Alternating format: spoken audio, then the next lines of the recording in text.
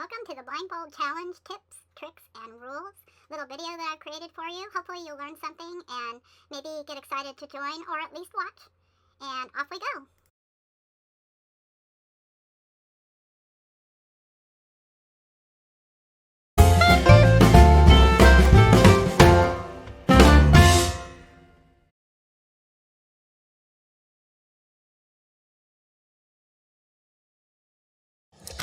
Welcome to the official how-to video for the Blindfold Challenge live hop. Now you can hop along, you just need to sign up, or you can play along, and both Lynn Van for LV Handcrafted and myself will have albums or places that you can post your projects on our Facebook pages, and also tag us on Instagram. Now I am recording this sort of live, so I'm not doing a voiceover, so if I get flustered in my words, it's because I forgot what to say. But I wanted to show you, first of all, tell you the rules and show you how to set up for success. So the rules are that you must ink blend, and I'll have this list up there, over there somewhere. You must ink blend, you must stamp, you must stencil, okay? You must have a piece or more of ephemera, and you must have a sentiment. So I brought out some examples here. So I brought out colors of ink that won't look funky if you mix them together, and that's going to be quite important. So if you pull a red and a green and you mix them together, you're going to get a brown. If you want a brown, far out. We don't care. It doesn't matter. But for, ease of doing, choose some colors that will blend. And then you'll want to choose the corresponding brushes. So for instance, this brush I'll use for both dark colors, and brush corduroy isn't really that dark, but gathered twigs is much darker. This one I'll use for tea dye, and this one I'll use for antique linen. And I'm going to show you how I make some visual aids for those. I recommend, if you're going to use a sentiment like this, you obviously need to pre-make them because we're not going to be doing any die cutting, but to make them rather thick so that you can feel them with your fingers. So several layers. If you have like strip sentiments and stuff, there's a good chance you'll get it on there upside down. If you don't care, I don't care. Okay, and then stamps. Choose stamps that are basically non-directional, so it doesn't really matter which way you put them, stamp them down. This is one of my favorites. It's a Snowfall Tim Holtz. I think this is a, I can't think of his name, Andy Skinner. This one's here, Elisa Zagarda, I don't know how to say her name. And then choose a stencil that is also, doesn't matter what direction. These are for obvious reasons. And then you're going to pre-make your ephemera. So choose ephemera that you'll be able to feel what the right side is. So for instance, if I pick this present, I'd be able to feel that, but I'd also have a good chance of bending it, and it's very difficult to get glue on small parts. But if I did the stocking, I could kind of feel. If I did the mug, if I did the tree. For these, it doesn't matter. Throw them on any old way. These ones, you can kind of feel where the legs are. So things like that. And then I recommend using a paper, and you're going to pre-cut your paper to your card front size. So we're only making card fronts. We're not going to attach them to cards until, later. And I do recommend doing that and keeping them just kind of in memory of, I guess. You may not use scissors or any kind of sharp implements. So that's why you die cut everything in advance. And then what I like to do with my ink, and I've taken out my little letters, is I will make several of these and stack them, and I'll just temporarily tape them to the top of my ink pad, and I'll show you that in a moment, what that ends up looking like, so that I can feel them. But I'm also going to be making trays for each of the items so that I can keep everything separate. As far as your brushes go, the last time I did it, I put tape in different spots. That didn't really work out that well. If you had like a piece of foam or something, you could put it in a foam holder and just put them in order, but it's going to take you time to feel where to put it back into place. But, so I just kind of leave mine lay. And then I will probably do letters on these because this is wide enough. And let's just say for my darkest brown, I'm going to use my blending buddy. Then I'll already know. So if you've got different brushes, then you can know just by the different brush.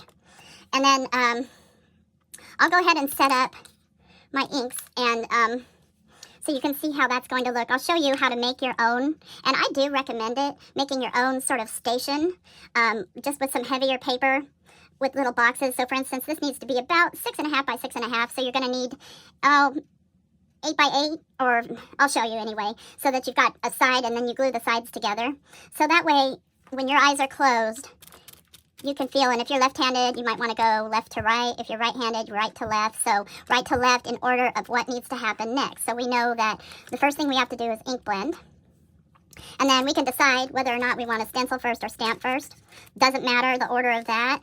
we're going to want our ephemera and then our sentiment. And you can use the same sentiments or you can make different ones. That's completely up to you. So these are all things that are done beforehand. So when you think about if a non-sighted person is creating something, could they die cut? Sure, I don't recommend an electric die cutting machine.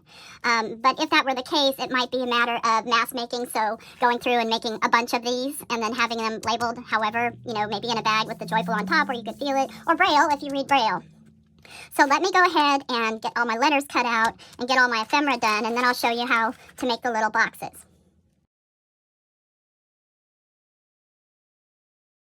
Okay, so now I have all my parts, and what I've done is I've labeled these, and when they go in their little container, this is over to the left, top right, bottom left, bottom right. So they'll have to go back each time.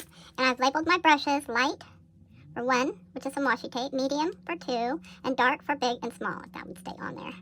You may have to use a different washi. So now we just need to make the containers. So all the sentiments, and I've made 5 of each, will go in one. All of these will go in one. All of these will go in one. So let's go ahead and get started. And I'm going to make a jig to set the card base in. So we've got our card base. I want some sort of a jig where we can know what's top and what's bottom after we've ink blended.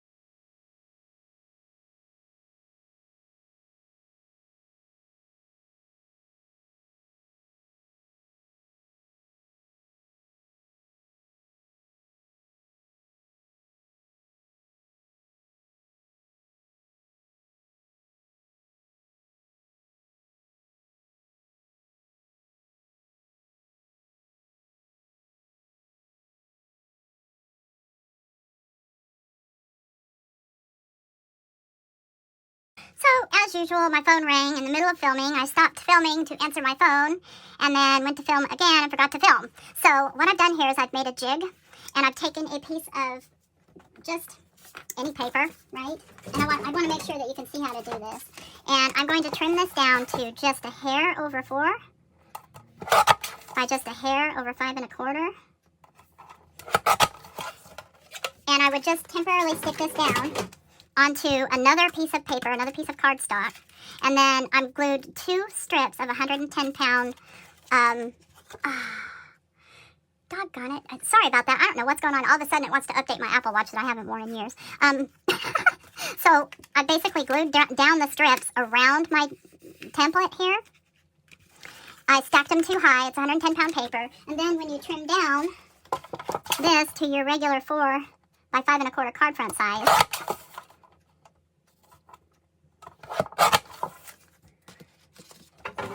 it'll fit right inside of here. And I glued this little bobble on here so that, you know, you can feel where the top is. So I'm going to close my eyes and do a little demo for you here. And so the rule is ink blend, stencil, stamp, ephemera, and sentiment. So in that order. So I'm going to have my eyes closed. You want to have a baby wipe handy to wipe your hands, especially after you stamp. So I'm going to put my baby wipe just kind of up over here. And you'll just have to have faith that I have my eyes closed. And so I'm starting now with my eyes closed. Let me see if I can zoom out a little bit. Yeah, I can. With my eyes closed, and I want to ink blend first. So when I ink blend, I work sideways. So I'm going to turn this to the side. And then I've got my light colored, my medium colored, and my dark brush. I'm going to go with my light brush. I'm going to feel where my inks are. And I know I already have committed to memory where they are, but I also have them labeled and labeled in position as well. So when I take the top off of this ink, I'm going to keep my other hand near it. I'm going to lift the top and just set it straight down so I don't confuse it. And then I can rub onto my ink. I can feel where my paper and my jig is. So I'm, not ink blending my mat, although I might be. Because my little lip that I made on my jig isn't that high. But you're going to get inky. And use whatever tools you have. If you'd rather use a blending buddy or a sponge, go for it. Just label them similarly so that you can find which one is which. Okay, so that's all. You don't have to do perfect ink blending. Please don't. Then I'm going to make sure that I put my lid back on properly. And I'm going to make sure that I put my... This doesn't feel right. This particular ink pad is warped. I don't know, I somehow melted it. So I know that this goes in the first slot. And what I like to do next is stencil. So I'm going to keep this off to the side. I'm going to feel for my stencil. I can feel it right here. I'm just going to kind of lay it in here. I'm going to come back over here to my inks. And I know this one's my tea dye. Just make sure that I'm still putting the lid upright somewhere. I'm going to ink up my brush. I'm just going to do some random stenciling. My eyes are still closed, friends. Just so you're aware. I'm going to put my stencil kind of back where it was, best I can. Replace my brush where it goes. Replace my ink lid. Find my baby wipe. Yeah, I've lost it already. Okay, we're just going to be inky. Okay, now I'm going to turn this back to the orientation that I want it. And I'm going to grab one of my stamps. Let's grab this stamp. I'm going to feel for it, make sure I have the stamp side ready. And I know that this is my VersaFine ink. I'm just going to set the lid down. Try to set the lid not in your other stuff. Now you can see I've touched it and got ink all over my fingers. Okay. I can kind of feel where things are. I'm going to flip this over in my hand. And I'm just going to stamp down. Okay. And I don't know how it came out. Here's the lid. Gonna feel for the ink pad. Okay, I've got my stencil and my stamp. I'm not gonna glue down my sentiments because I'm gonna use them for my own challenge. I'm gonna grab the very topmost sentiment. I'm gonna feel it a little bit, and I know this is the joy. I know this is the top, so I can kind of decide how it should go. I can feel in between, and then I'll grab a piece of ephemera. And if you want to use more than one ephemera, so say I want to use the deer and the tree, I would recommend sticking them together before you go. And if you want them popped up, I recommend putting, those things on there, those poppy up things. So because I have this jig, I kind of have my orientation correct. And opening my eyes, and not bad, right? Look at, I got fingerprints everywhere, though. Make sure that your baby wipe is where you can find it. Can because you will make a hot mess. And then you can just dump it right out of the jig. So what fun, right? All right. Hopefully you're ready, friends. And I'll continue on with the video where I accidentally shut my camera. Well, I didn't accidentally. I purposely shut my camera. Well, that's a mess. It still looks cool, though. You know, I mean, that's what we're doing. All right. And here is the finished.